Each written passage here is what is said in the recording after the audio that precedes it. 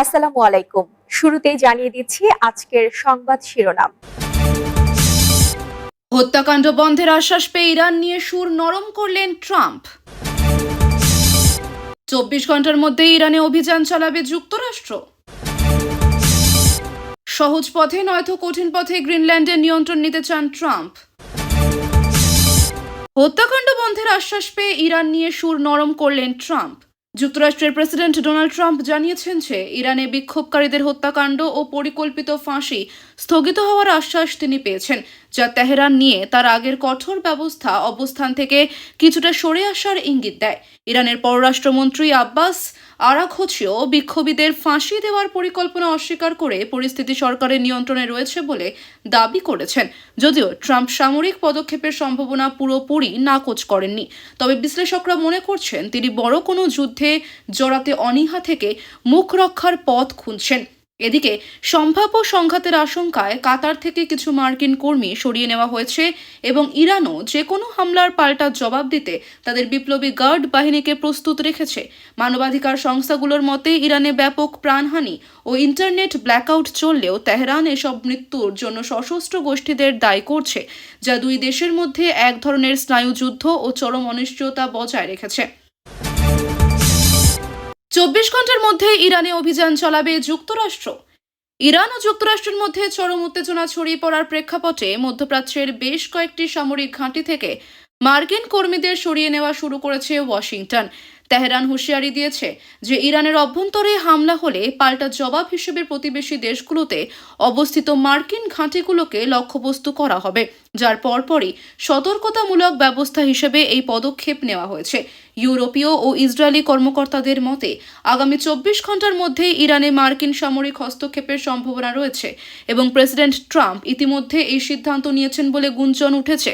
এদিকে কাতারের আল উদেইদ ঘাঁটি থেকেও কর্মী প্রত্যাহার শুরু হয়েছে, যা পরিস্থিতিকে আরও ঘোলাটে করে তুলেছে। ইরানের সরকার বিরোধী বিক্ষোভ দমনে প্রশাসনের কঠোর অবস্থানে গত 2 সপ্তাহে প্রায় 2000-এরও বেশি মানুষের মৃত্যু হয়েছে, যাকে ফ্রান্সের পররাষ্ট্রমন্ত্রী ইতিহাসের সবচেয়ে সহিংস দমন পীড়ন বলে অভিহিত করেছেন।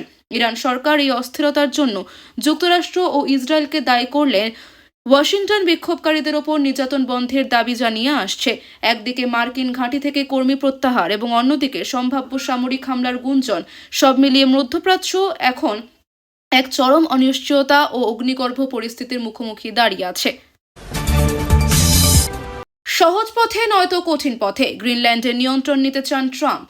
মার্কিন প্রেসিডেন্ট ডোনাল্ড ট্রাম্প গ্রিনল্যান্ডকে যুক্তরাষ্ট্রের নিয়ন্ত্রণ আনার বিষয়ে তার অনড় অবস্থানের কথা পুনর্ব্যক্ত করে প্রয়োজনে সামরিক শক্তি ব্যবহারের ইঙ্গিত দিয়েছেন। কৌশলগতভাবে অত্যন্ত গুরুত্বপূর্ণ এবং খনিজ সম্পদে সমৃদ্ধ এই দ্বীপটি ডেনমার্কের একটি আধা স্বায়ত্তশাসিত অঞ্চলে হলেও ট্রাম্পের দাবি জাতীয় নিরাপত্তার স্বার্থে এটি দখল করা জরুরি, নতুবা রাশিয়া বা চীনের নিয়ন্ত্রণ নিতে পারে। ওয়াশিংটনের এমন মারমুখী অবস্থানে ডেনমার্ক সহ ইউরোপীয় মিত্রদের মধ্যে তীব্র প্রতিক্রিয়া সৃষ্টি হয়েছে এবং ডেনমার্কের প্রধানমন্ত্রী মেটে ফ্রেডেরিকসেন হুঁশিয়ারি দিয়েছেন যে কোনো ন্যাটো মিত্রের ওপর এমন আক্রমণ জোটটির অস্তিত্ব সংকটে ফেলবে। ফ্রান্স, জার্মানি ও যুক্তরাজ্য সহ প্রধান সদস্য দেশগুলো ডেনমার্কের সমর্থনে একজোট হয়ে কূটনৈতিক প্রতিরোধ গড়ে তুলেছে।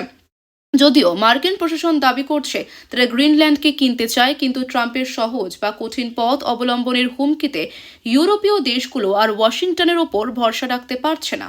গ্রিনল্যান্ডের প্রধানমন্ত্রী এই পরিকল্পনাকে অলিক কল্পনা বলে উড়িয়ে দিয়ে স্পষ্ট জানিয়েছেন যে দ্বীপটি বিক্রির জন্য নয়। মধ্যপ্রাচ্যের উত্তেজনার মাঝে গ্রিনল্যান্ড নিয়ে ট্রাম্পের এই নতুন রণহুঙ্কার বিশ্ব রাজনীতিতে এক নতুন মেরুকরণের জন্ম দিয়েছে এবং ডেনমার্কের গোয়েন্দা সংস্থাগুলো এখন মার্কিন তৎপরতাকে তাদের জাতীয় নিরাপত্তার জন্য বড় ঝুঁকি হিসেবে দেখছে। আকাশসীমা বন্ধ করে দিল ইরান। ক্রমবর্ধমান অভ্যন্তরীণ ও আন্তর্জাতিক উত্তেজনার প্রেক্ষাপটে ইরান আন্তর্জাতিক বেসামরিক ফ্লাইট ব্যতীত প্রায় সব ধরনের বিমানের জন্য তাদের আকাশসীমা সাময়িকভাবে বন্ধ করে দিয়েছে। 15 জানুয়ারি পর্যন্ত তেহরানের আকাশসীমা এই নিষেধাজ্ঞার আওতায় থাকবে বলে সরকারি নোটিশে জানানো হয়েছে। দেশ জুড়ে ছড়িয়ে পড়া সরকার বিরোধী বিক্ষোভ এবং আন্তর্জাতিক তদন্তের চাপের মুখে নিরাপত্তা উদ্বেগের কারণে এই সিদ্ধান্ত নেওয়া হয়েছে। এদিকে মার্কিন প্রেসিডেন্ট ডোনাল্ড ট্রাম্প জানিয়েছেন যে বিক্ষোভকারীদের মৃত্যুদণ্ড স্থগিত হওয়ার বিষয়ে তিনি আশ্বাস আশ্বাস পেয়েছেন।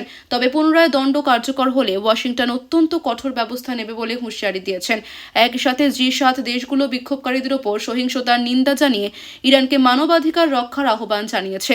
অন্যদিকে ইরান সরকার এই অস্থিরতার জন্য যুক্তরাষ্ট্র ও ইসরায়েলকে দায়ী করলেও মানবাধিকার সংগঠনগুলোর দাবি অনুযায়ী ডিসেম্বরের শেষ থেকে শুরু হওয়া এই বিক্ষোভে ইতিমধ্যে কয়েক হাজার মানুষ হতাহত হয়েছে।